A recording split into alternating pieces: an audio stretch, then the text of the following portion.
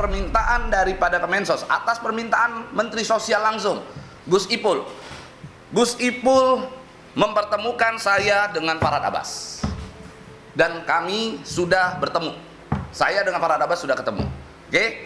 Pada saat itu, saya ngomong sama Farhad Abbas. Saya bilang, intinya begini, kau mintanya apa? Kau mintanya uang tersebut katanya mau kasih ke Agus sepenuhnya. Sekarang kau mau bertahan dengan itu? Kau mau bertahan dengan uang yang seolah-olah uang tersebut harus dikasih? Saya pastikan tidak akan terjadi.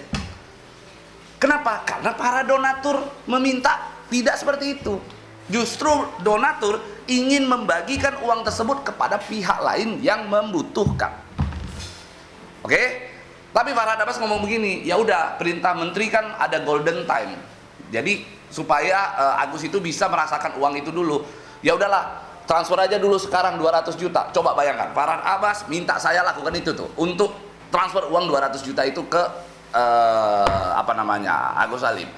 Jadi bagi gua ini sudah banyak diputar balikkan fakta. Dan pada saat Farhad Abbas ngomong begitu dan gua rasa tidak ketemu dan tidak cocok dengan ungkapan Farhad Abbas, di situ saya putuskan menyudahi pembicaraan dan saya kabur, saya pulang. Karena bagi saya nggak ketemu. Bahkan saya tawarkan solusinya sangat enak sekali gitu loh. Saya tawarkan solusi yang terbaik untuk perdamaian itu. Saya bilang, ketemu Mensos, semua pihak ketemu. Oke? Setelah semua pihak ketemu, putuskan uang tersebut dialihkan kepada pihak lain yang membutuhkan. Kalau memang Agus membutuhkan pengobatan, uang gua secara pribadi gua keluarkan untuk Agus. Untuk pengobatan Agus pribadi tanpa open donasi. Itu yang gua minta. Jadi kalau seandainya mereka fitnah, mereka membuat satu karangan-karangan, mohon maaf, saya punya bukti rekamannya. Kembali lagi, saya punya bukti rekamannya. Rekamannya akan saya bongkar. Udahlah, kalian semua masuk di situ kan masuk carmuk juga minta tolong mendukung Nopi. Akhirnya netizen mendukung mereka. Akhirnya kok dia bisa diatur dari pengacara Nopi bersorong ke pengacara donatur. Itu kan hanya akal-akalan dan siasat mereka aja. Intinya mereka ini hanya tampil aja tapi nggak tahu materi dan kualitas pengetahuan di bidang hukum dalam menangani perkara seperti ini. Mereka bukannya kurang ya, tapi tidak bijaksana. Gugatan asal-asalan aja, gugatan gila menurut saya. Karena bukannya membantu orang buta, orang cacat, ini membuat orang buta stres dan bisa-bisa bunuh diri nih kalian saya ini gara-gara ulah donatur yang menarik uang 180 juta. Kita hanya ingin agar uang tersebut dialihkan kepada pihak yang lain. Itu saran, itu adalah satu bentuk anjuran kami para kuasa hukum donatur, karena bagi kami kalau uang tersebut terlalu lama ada di dalam rekening yayasan itu tidak baik. Itu sebenarnya poinnya gitu loh. Jadi karena tidak baik ya sudah, alihkan kepada pihak lain yang membutuhkan.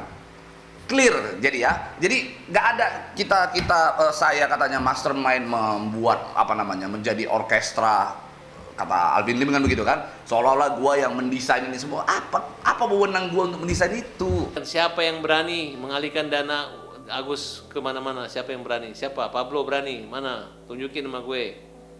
Pak Risman berani? Ya? Siapa? Irwanto? Mana? Coba kalau berani. Ya? Dan orang mau dibagi-bagikan orang. Yang benar dong. Saya sangat ragukan ya dengan dibilang rumah bisa mewah, bisa punya Alphard ya, dia punya Alphard katanya, dan dia bisa ngerawat ODGJ ini. Saya sangat ragukan ya, karena banyak teman saya, banyak orang yang saya kenal ya, bahkan pramugari itu nyambi jadi ada beberapa tuh ya yang saya tahu di situ teman-teman ya. Mari kita bersatu baik dengan organisasi ataupun perorangan dari kita untuk menunjukkan kepada dunia, khususnya kepada oknum pengacara senior, bahwa pekerjaan sampingan kita adalah lebih mulia daripada apa yang dilontarkan di video. Profesi kita, di mana profesi kita sering sekali dilecehkan oleh oknum-oknum yang tidak bertanggung jawab. Terima kasih, mungkin rekan-rekan bisa menghubungi kuasa hukum saya untuk selanjutnya.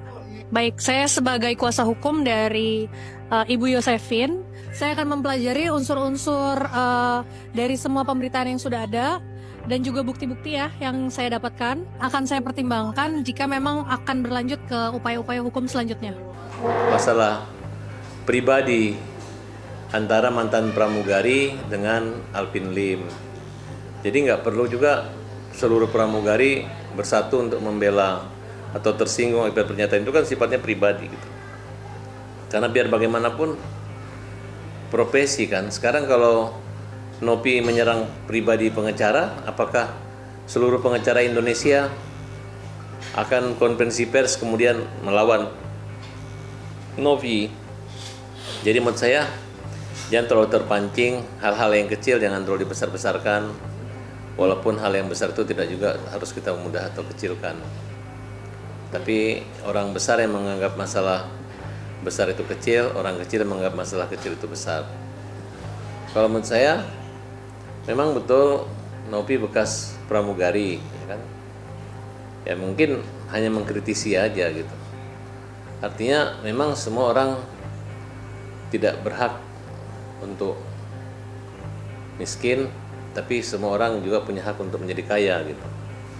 Kalau saya lihat, saya nggak tahu apa yang membuat tersinggung para pramugari Indonesia. Apakah dikatakan menjadi suatu pertanyaan bagaimana masalah gaji pramugari gitu. Ya menurut saya kalau Alvin mengkritisi seorang pramugari memiliki harta yang mantan pramugari yang luar biasa untuk melakukan kegiatan sosial, ya sah-sah saja gitu.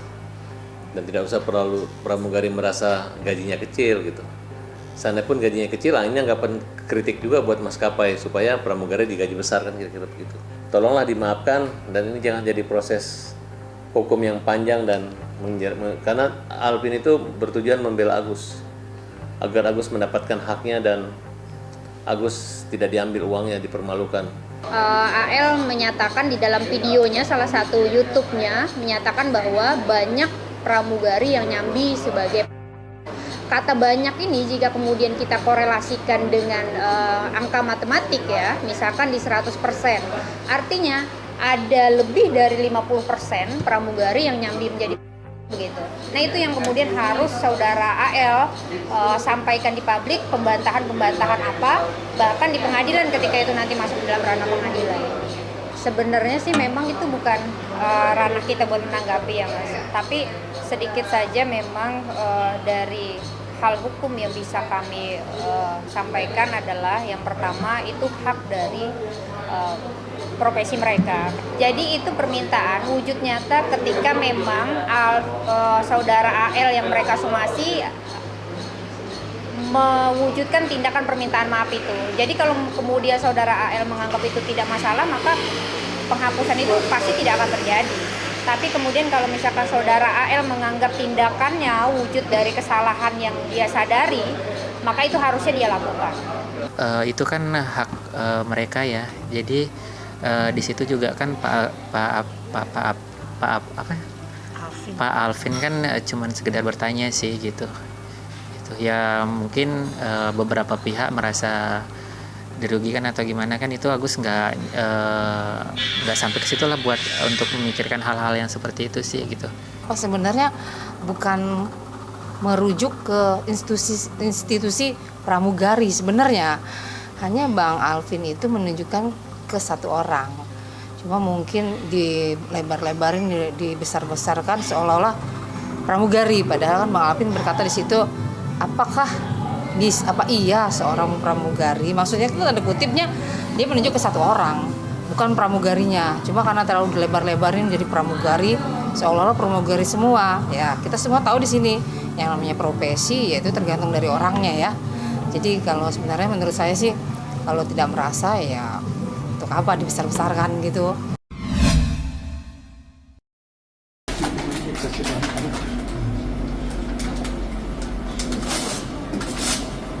Kata dia kepalanya disuruh sini. Coba tanya sama dia. Enggak, because your thing is on this side. Yeah, this side. Yeah, so like this. Yeah, why not over here, bro? Betul. Betul. Unless your machine's on this side. In Jakarta, your machine's on this side.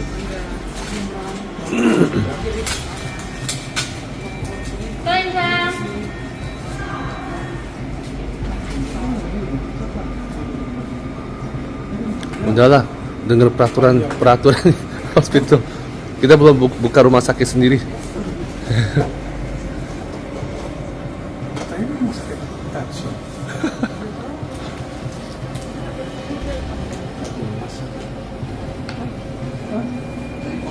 Saya udah ke dokter di sini nggak bisa cangkok ginjal dulu sampai infeksi ini sembuh, komplikasi saya makin melebar di sini ya.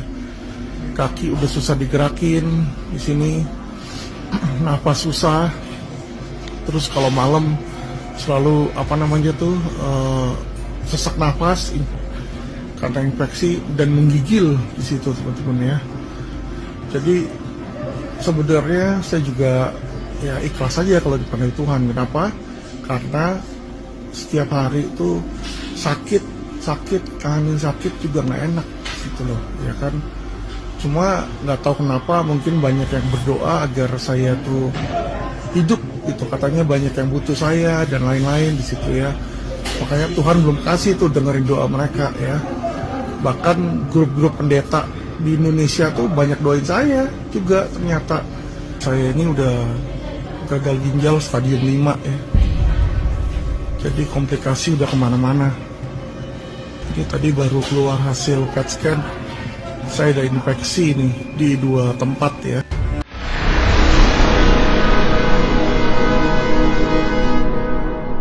Jadi jangan lupa untuk subscribe Cumi Cumi. Ditekan ya tombol lonceng merahnya.